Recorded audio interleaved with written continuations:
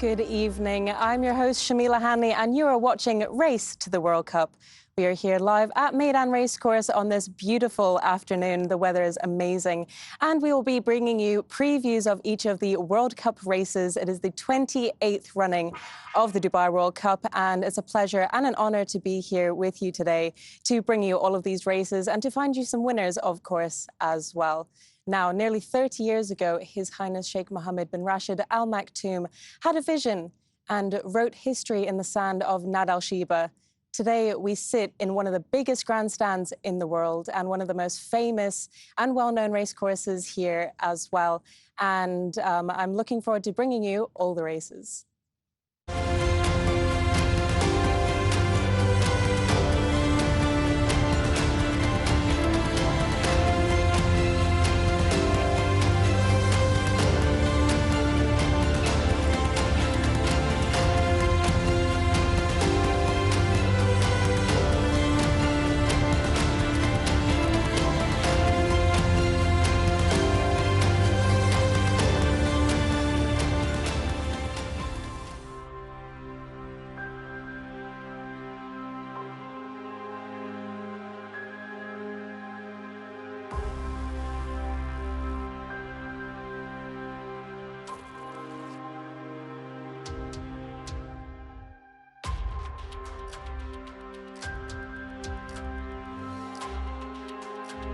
But don't worry, it's not just me here in the studio all week. I have an expert panel of horse racing experts, and today I'm joined by Cassie Fahy. Welcome to the show. Simi, thank you so much for having me. And I must admit, your introduction of this theatre of horse was spot on the mark. I wonder if His Highness really understood it or could imagine what he was going to be creating, because 30 years on, almost 30 years on, it really is. It feels like the centre of the world this week. It really does. All eyes are on Meydan Racecourse, and I remember being a kid here at Nad Al Sheba, and I couldn't imagine the scale it is today. It's absolutely amazing. And it's not only the horses who are victorious on Dubai World Cup Day that we're going to be talking about, because is it true that you won the Style Stakes last year? I actually did, and I must admit it was a complete fluke. So I'm quite happy that I'm not going to be competing this year, because I think it's going to be very, very tough. I think I had my lucky charm. I was actually 7 months pregnant at the time, so I think they took pity on this poor lady walking up and down in heels,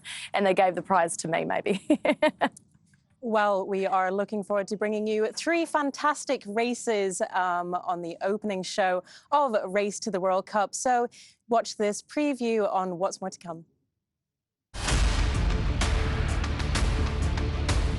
A night of fireworks is expected ahead of us at the Dubai World Cup when equine legends collide. 9 elite races are packed with intensity and nail-biting excitement. Some of the world's finest horses have arrived in Dubai, each of them competing for a share of one of the richest prize pools in horse racing history.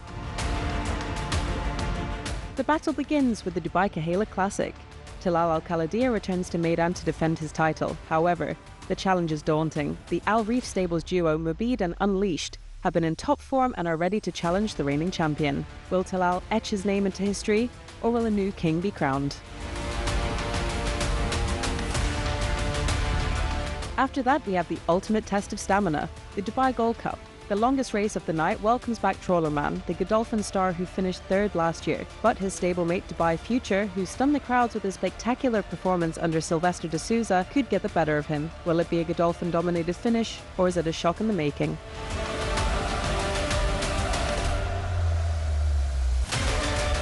Who will crack the code of the Godolphin Mile? Expect the unexpected. The Godolphin Mile is shaping up to be a thriller, especially after Fort Payne pulled off a stunning upset over Oasis Boy and the other contenders. Adding to the unpredictability is King Gold, returning to the mile after a disappointing attempt at longer distances. Anything can happen in this high-stakes race.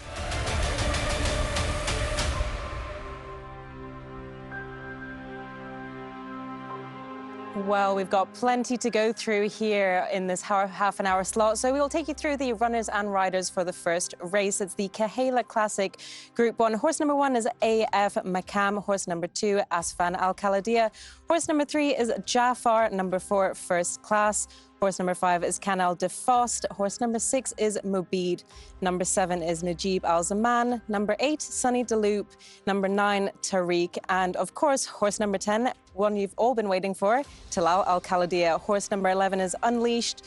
Number 12, Vika Green. Horse number 13 is Vizir. And horse number 14 is RB Malexis. And last but not least, horse number 15 is RB Mari Leah.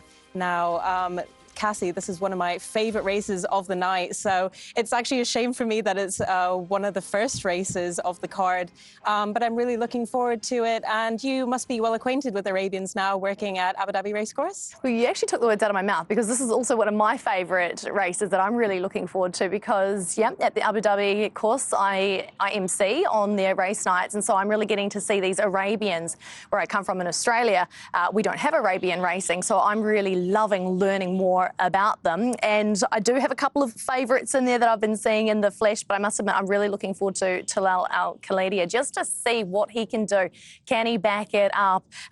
He is the highest rated runner with 129 beside his name, so he does certainly pick himself.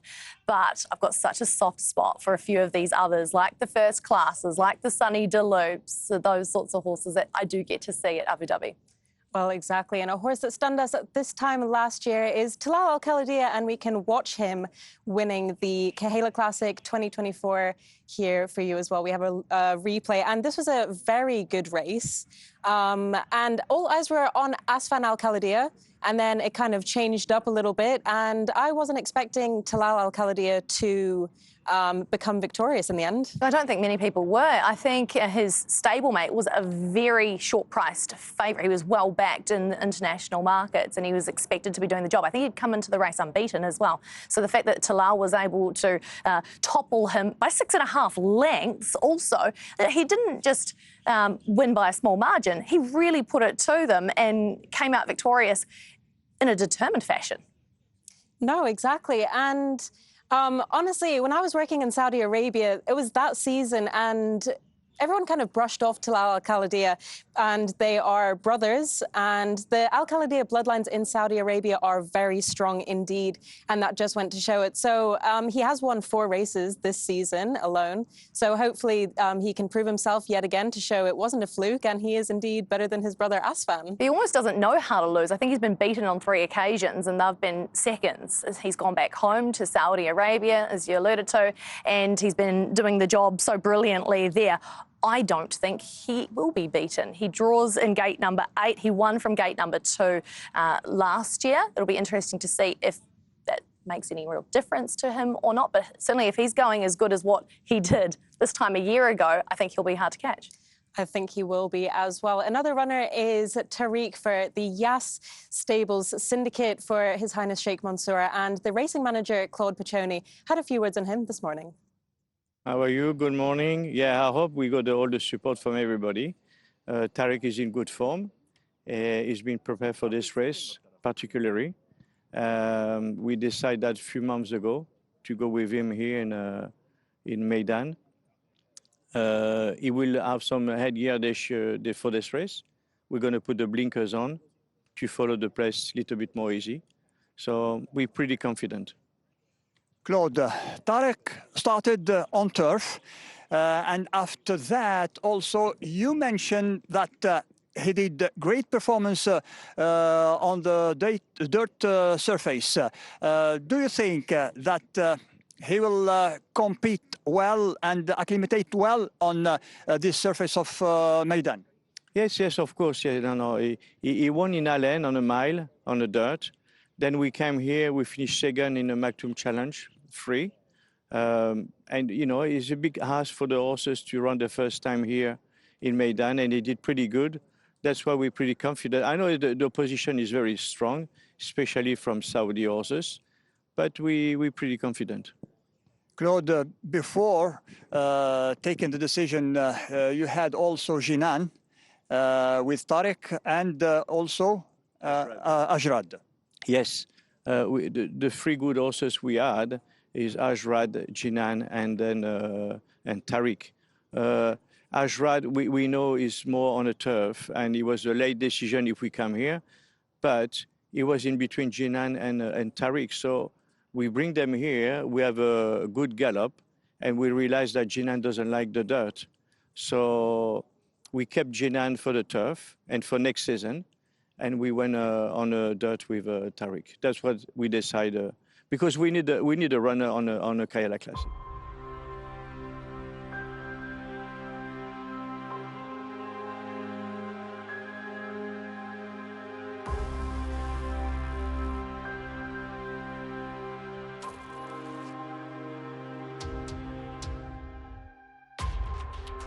Well, best of luck to all the connections of Tariq in the Kahala Classic. I'm sure he will do well for the Sheikh Mansour team. And Maxime Guillon rides him for the first time as well, so that'll be an interesting pairing. But the horse that he came second to in the Al Maktoum Challenge Round 3 is a horse I want to talk about, is Mubid.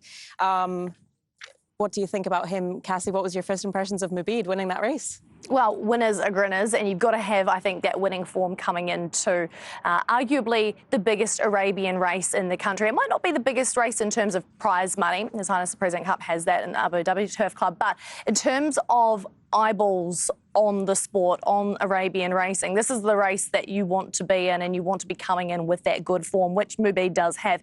And he is best on the dirt as well. We get to see his best performances on this surface, which is going to be another ace up his sleeve. I've heard a lot of people saying this was a fluke, he wasn't meant to win this race, but Dr. Jabir Bitter, the trainer he has unleashed in the Kahala Classic as well, seems pretty confident in his chances. There you go. He might just be one of these horses that all of a sudden the penny is just dropped. Dr. Jabir Bitter must have, tried something different and extracted the best out of this horse, and they might have just timed it to perfection for the biggest race, the Kahala Classic this weekend. Exactly, and Arabians are so unpredictable. You could have champion Arabians, and if they're having a bad day, they'll come to the track, they'll come last. They're just so hard to predict. So from an analyst point of view, I mean, you can look at all the races that you want, but it depends on the horses how they turn up on the day. Exactly, the mood that they're in when they turn up on the day. But also, if they have that little bit of a confidence boost, which he has, I think that can go a long way as well. They get another gear kind of thing. I love that. Well, someone else that I spoke to during the week is Sylvester de Souza, who rides a Jaffer for Musaba Al Mahari. So let's listen to what he thinks his chances are. Jefferson's is doing well in the trainings, and Musaba's happy with the horse. I saw him the other day. He feels well. He's been quite busy this year, but he's a lovely horse, and he has done everything good in the tracks. And it'll be a tough race, but he should be there about it. It feels great. Obviously. He done one gallop already, nice as a gallop, and he feels good. Feels in good shape. He's one more gallop coming before the big night, and no, he's in good shape. Well, Sylvester de Souza is a man of few words when it comes to talking about his horses. But I want to move on to horse number 8, Sunny Deloop, who was second in the President's Cup behind Heroes de la Garde at Abu Dhabi Turf Club. So you witnessed that firsthand. And I mean, Heroes de la Garde, no one was going to beat him on that day, was he? No, absolutely not. And that is the richest race. It was a 5 million dirham race. And so the fact that he was second in that performance, Sunny Deloop, I feel like he's been around for ages. I've only been here 13 months, but I feel like he's been here forever. And I think because he's a ghostly grey, you certainly spot him. And so I definitely have a soft spot for this horse. He needs to do better than what he did this time last year, though, as you mentioned before. He just wasn't in the right mind frame last year, perhaps, but this weekend, hopefully he will be. I will say, though, I will miss Bernardo Pinheiro riding this horse. I think they got on so well. If you look back on his form, Bernardo just really gelled with this horse. And he's under new training now, Fahad Al-Hajri, so best of luck to them in this race. Is there any other horses that you're particularly looking forward to in the Kahala Classic? Yeah, First Class. He's definitely one of my horses that I love watching because he's, 6.5 million dirhams that he's earned. He's no slouch whatsoever. I feel like he's in a purple patch because, yes, I know his best runs of late have been on the turf surface, and this is the dirt. So that's a different story, but I come back to that confidence thing. Maybe he's just back in that zone. He's an 8-year-old. There's 2 8-year-olds in the race. Jafar is the other one. So he's an old boy, but he's still got plenty of miles in those legs. Exactly, and I'm a huge fan of First Class as well. At the beginning of the season, I did a feature on him with his breeder, Deb Mahaloff, and they're just great people, and they're not afraid to enter their horses in tough races like this. And Arabians also seem to get better with age, so I can't wait to see not only what he does in this, but what he does next season as well. Well, that's right. You know, I said he's an older boy at 8, but you know what? He's just a spring chicken at 8. He's fine. Exactly. So up next, we will take you through the runners and riders of the second race of the day, which is the Dubai Gold Cup Group 2. Another race to look forward to. And we'll start with horse number 1, Al Nair. Horse number 2 is Continuous for Aidan O'Brien, the only Aidan O'Brien horse this week. Horse number 3 is Double Major. Number 4 is Dubai Future. Horse number 5 is Epic Poet. Horse number 6 is Passion and Glory. Horse number 7 is Straight. Horse number 8 is Trawler Man. Number 9, Term of Endearment. And number 10, we have Trafalgar Square. Only 10 runners in this renewal of the Dubai Gold Cup. I was struggling to find angles here, but I think this is a race set up for Godolphin. I think they're going to dominate in this. I wouldn't be surprised if it was a 1-2-3 Godolphin. Yeah, okay. Well, I'm going to politely disagree with you because I think Aidan O'Brien doesn't just travel horses for the fun of it, right? He's maybe only got one runner of the whole night. To me, that kind of says a thing. I love 3,200 metre races. I love 2-mile races because back in New Zealand and Australia, the big races, the Melbourne Cup, which is over the 2 miles. And I'm looking for a true stayer. I know Continuous hasn't seen out the 3,200 yet. He's only done the 3,000. But I'm really excited for him. So it's going to come later. I know we're going to say our tips a little bit later on, but yeah, we'll go head to head. So we'll look back at Dubai Future winning the Nad Al Sheba Trophy. That was always a good one. He is the oldest horse in this race, and if you can see on the racing replay just how well he won the Nad Al Sheba Trophy. He's actually not my Godolphin pick in this race. I really like Passion and Glory. I think Oisin Murphy is a great booking for him. And he came second to Silver Knot in the Dubai City of Gold as well. Yeah, I think he was rated as a bit of an outsider in terms of what people, bookmakers in the international stage are sort of thinking. But he's obviously booked his ticket through that race because Silver Knot's not going to be there. So the Dubai City of Gold is a key lead up for that. What I love about Dubai Future, though, is he's had 427 days between runs and he came out and he won like that. That was incredible. I think that if he can come out and win this race is going to be such a sensational story. Passion and Glory as an outsider's hope, only in my opinion, I know not in yours, would be a great story as well. I think we're going to find a brilliant winner. Regardless of who wins, I think there's going to be a wonderful story to come through from it. Absolutely. And we're going to take you through the runners and riders of race number 3, which is the Group 2 Godolphin Mile. That is always a treat. So we'll take you through that. Horse number 1 is actually a non-runner. That was declared this morning that horse number 1 will be a non-runner in this race. Horse number 2 is Fort Payne. Horse number 3 is Kazu Petin. Number 4 is King Gold. Horse number 5 is Little Vic. Horse number 6 is Mendelssohn Bay. Number 7 is Mestri. Horse number 8 is Mufasa. Number 9, No Lunch. Number 10, Oasis Boy. Horse number 11 is Peptide Nile. Number 12 is Karib. Horse number 13 is Raging Torrent. Number 14 is Sadity. Horse number 15 is Steel Sunshine. And number 16 is Sword Point. Really looking forward to this race.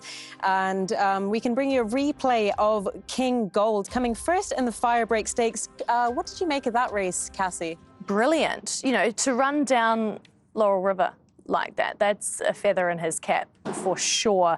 Obviously, we haven't seen him since, but if there's any pace that's going to be up early on, and we've seen him finish off the race like that. I mean, look at this. Laurel River, it was looking like he was going to be doing the Dubai World Cup all over again. He was out by a country mile. And just look at where King Gold comes from. He comes absolutely flying. Can he finish off like that again this week? I was stood directly on the rail for that race, and I thought, even after they crossed the finish line, I was like, oh, Laurel River has this race wrapped up. I was so shocked to see that King Gold managed to get his nose in front of the last year's Dubai World Cup winner. I think this race is absolutely amazing and just is such a huge form boost for him. Oh, absolutely it is. And look at this. What a thrilling finish. I hope we get some finishes like this on Saturday night, because they're the ones that you love cheering for and you get so excited, like you're riding the horse yourself. Well, we all do love close finishes like that. And we will hear now from Doug O'Neill's assistant trainer on Raging Torrent. He's the big kid that we have in our stable, and we're very pleased to have him. And he's ready. Let's pray that he gets a better trip, and we should be right there, though. And him as well, how's he been taking to the track, taking to travelling? Has he come out well from it? He is like me. He likes to eat, so he's a no problem on that situation. So once I see he's eating everything that he has back on the stable, we're happy because he's training really good, though. Are you guys worried about gate draws, anything like that, or are you just taking it in your stride? Well, here it's kind of difficult. I know like 2 years ago, we've been coming so many years, the kickback is kind of tough on horses. But I heard it is light up a little bit, so now it's probably not that obstacle for us right now.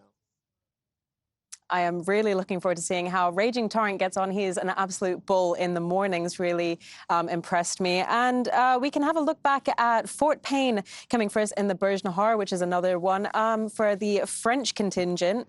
And yeah, so he's proven himself on dirt and turf. Versatile type. I would love to have a horse that could go both turf, dirt, you can flick between the two. He booked his passage through that Berge Nahar, so he absolutely deserves his spot in the Godolphin Mile.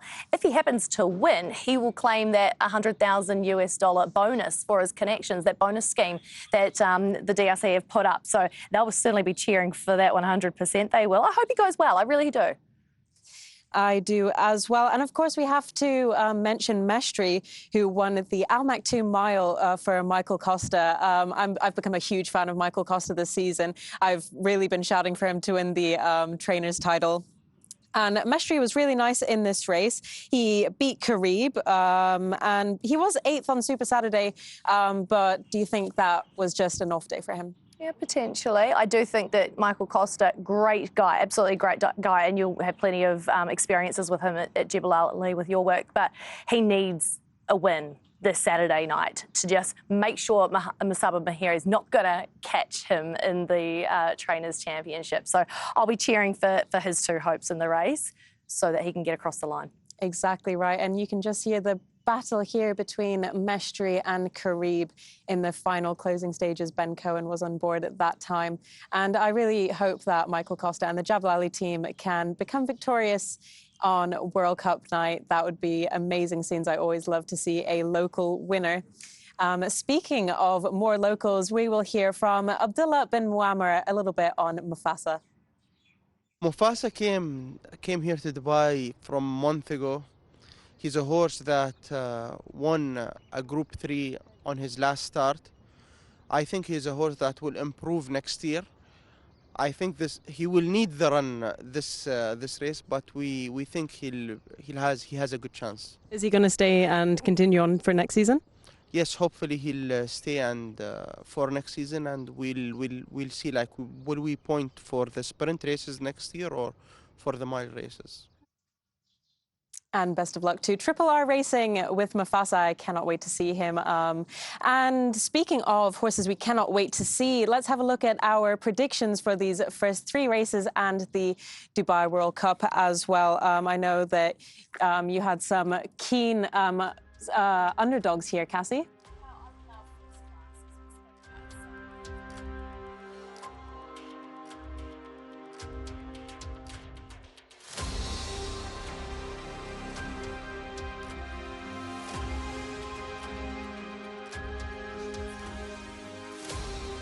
Well, thank you very much, Cassie, for joining me on a race to Dubai World Cup. It has been absolutely fantastic. And I hope you can join me tomorrow for the next 3 races. I'll be joined by Veronica Ask Fresu, and I am looking forward to taking you through the races.